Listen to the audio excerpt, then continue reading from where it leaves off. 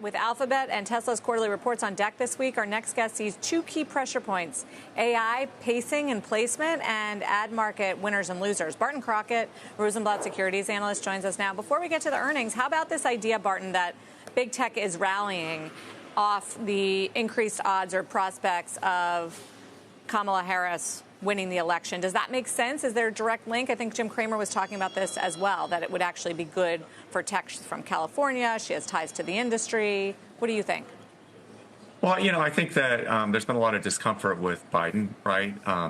And I think there was, obviously some movement around the idea that Trump was in the driver's seat, and he probably still is with the polls. But I think with Kamala, yeah, you don't necessarily expect her to have the same antagonism that we've seen with the antitrust efforts, under Biden. So, time will tell. I haven't heard that she necessarily splits with the Biden kind of antitrust approach and the regulatory approach, but, I could see why maybe hope springs eternal given where she comes from.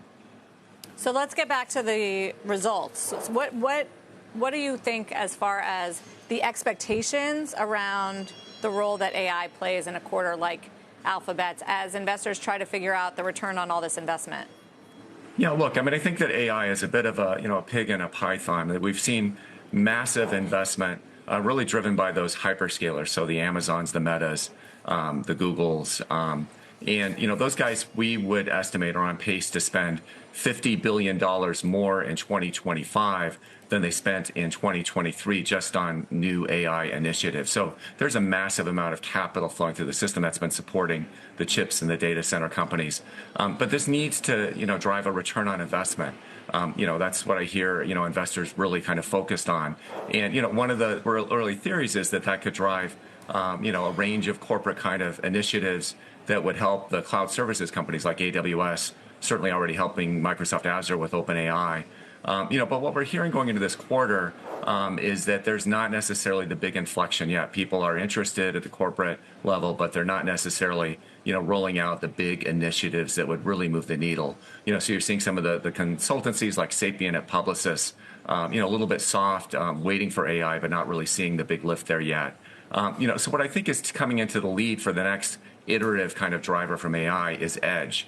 I do think that we're feeling and seeing, a ramp up in demand for devices like Apple iPhones. I think we'll start to hear a little bit more about that when Apple reports the June quarter and the outlook for the September quarter. And then I think that'll build as we go into next year. So I think it's edge first, and then, perhaps more of the corporate deployments helping the cloud players later.